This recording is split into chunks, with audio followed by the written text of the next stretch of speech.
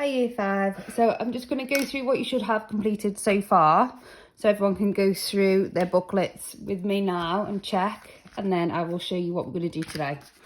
So every single person so far should have completed this first page, which includes some of the Greek vase patterns, and then you were asked to create your own version of an ancient Greek vase, which gives a clue to what life might have been like in the 21st century, and then a brief explanation of what's happening in that picture. You should have completed some illustrations from the ancient Greek vase styles with the name of that style presented neatly underneath. You should have created a Greek vase design using the geometric patterns and applied colour like that one there. Last week you were to do the Greek warrior drawings, so you started off with the original, then we used the shapes to create the other two. Today's lesson, you are going to try and do some more sketching of famous Greek illustrations, and that is going to be the last lesson before we do our final Greek vase design, which will include everything that we've done so far. So we're going to be using the Greek patterns, the traditional patterns. We are also going to be able to include the warriors or the illustrations that you're going to learn today. And we're going to compile everything that we've learned, and this is almost going to be like your final piece. So this will take you 2, perhaps 3 lessons, and we'll make sure that it's perfect. And then the back 2 pages, are extension tasks. So we're going to go back to today's lesson, which is this piece here. I'm aware that there's a lot of drawing to do today, so I'm just going to show you how I would go about doing the first one, and then I want you to have a go and draw as many as possible from the examples there on the right. Just going to try and turn the camera and focus. Okay. So I'm just going to pick the first one here, okay, and think about it. You're going to probably get around to doing 5, perhaps 6 drawings. So don't do them huge. You could do them slightly bigger. If you do run out of space, then I'm sure that your teacher will be able to give you a spare piece of plain paper for you to do the rest of the illustrations on.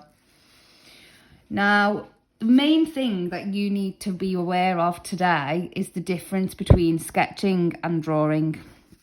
I'm going to demonstrate that on the back of this piece of paper.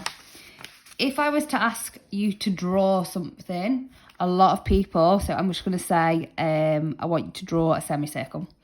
A lot of people will go like this. Okay? Now, that's just pretty much 2 lines put together. A curved one and a straight one. If I asked you to sketch a semicircle, what I would be hoping that you would do is more like this. So you'll notice I'm using a lighter pressure. I'm kind of moving my pencil backwards and forwards, and it's made up of a lot more lines.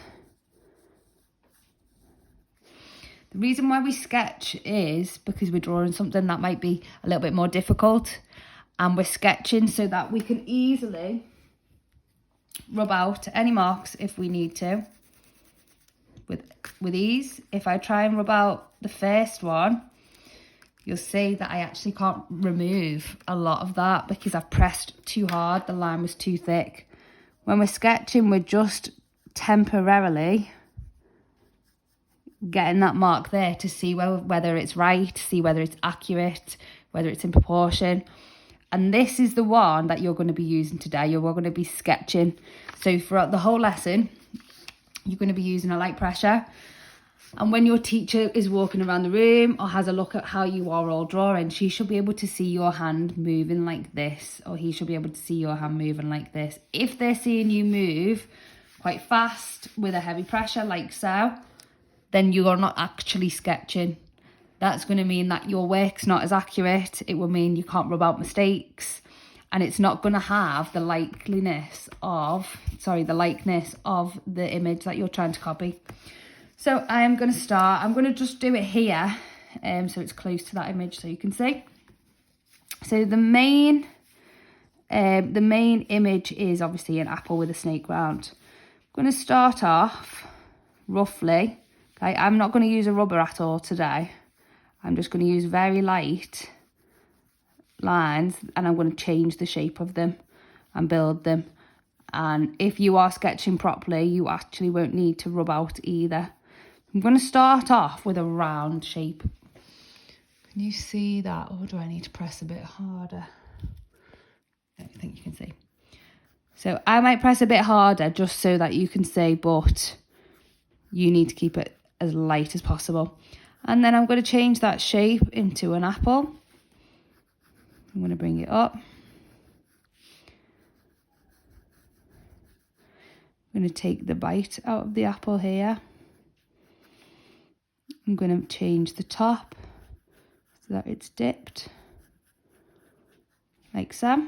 And then I'm going to add the stalk. Okay. Then I'm going to look at the snake. Now the snake starts here, and it goes round. The body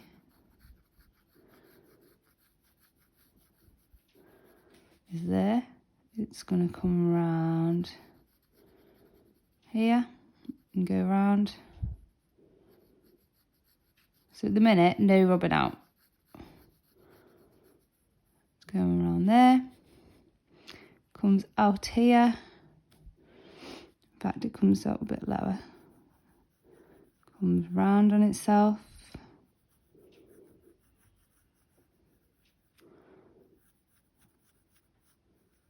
Goes in front of the apple.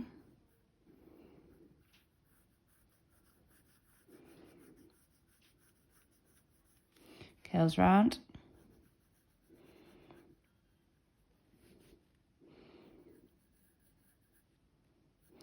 And then we're coming to the head of the snake. Now this snake is actually quite detailed.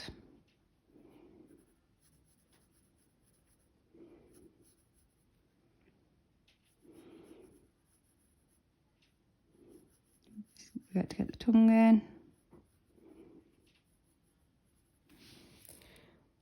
Get the eye in, and then I can start to think about refining it.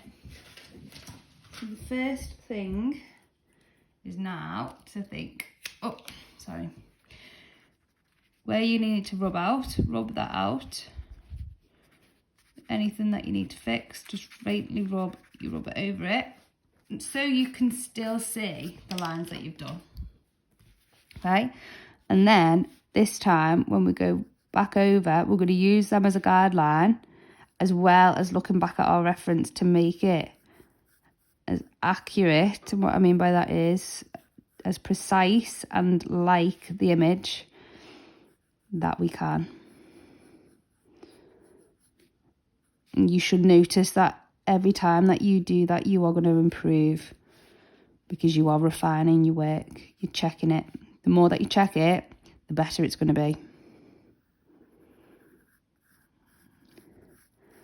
And at this point you can use less sketchy marks because you've already got your sketchy marks down. You know what you're doing.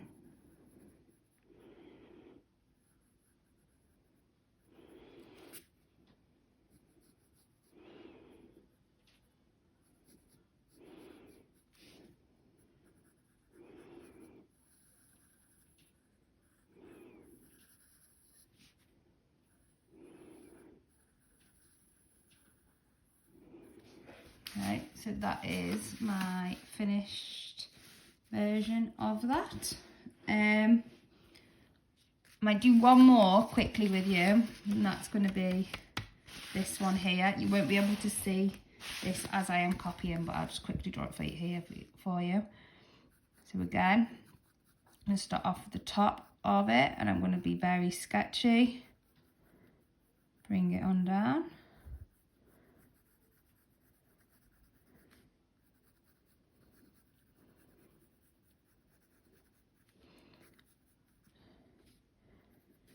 Let me just quickly show you. I'm not going to add all of this really fine detail just yet. I'm just getting the basic shape. I'm going to go back once I've got the basic shape and I can add all that fine detail.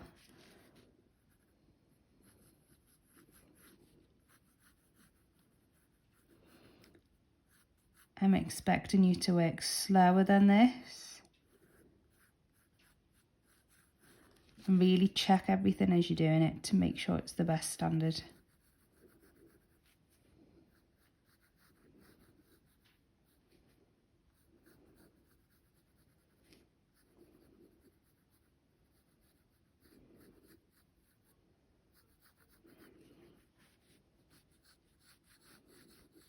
Okay, once I've got the main bulk in there, I can start to add some of the details.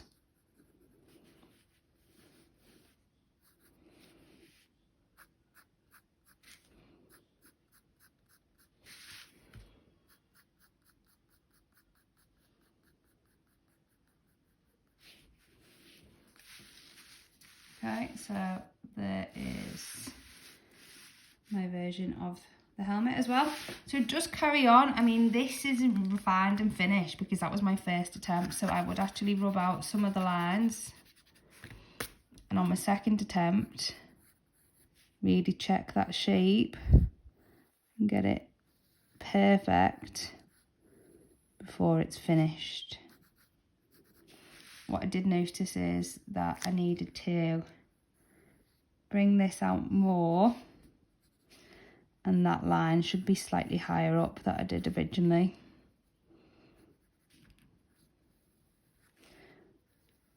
And that needs to be a bit longer. So tiny little things like that will make a difference. So attention to detail would definitely pay off on this task.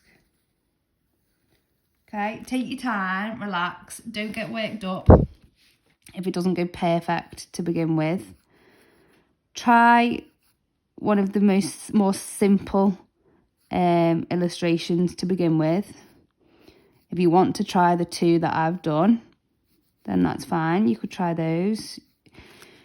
But you should be finishing the lesson with around 6 illustrations. Okay, anyone who is getting past 6 illustrations, you're actually rushing and it's not going to be high quality. You'll notice that at the moment my drawings are white with black lines and these drawings are black with white lines. So to finish it off, if you wanted to, you can add the tone to replicate the image exactly. So that would be a case of you have to use a very sharp pencil to do this and keep it super neat. I'm just going to show you this section. I'm not going to do all of it because I'm conscious that I'm cutting into your lesson time. Don't use a really hard pressure. Just layer up with circular motion to get nice even tone.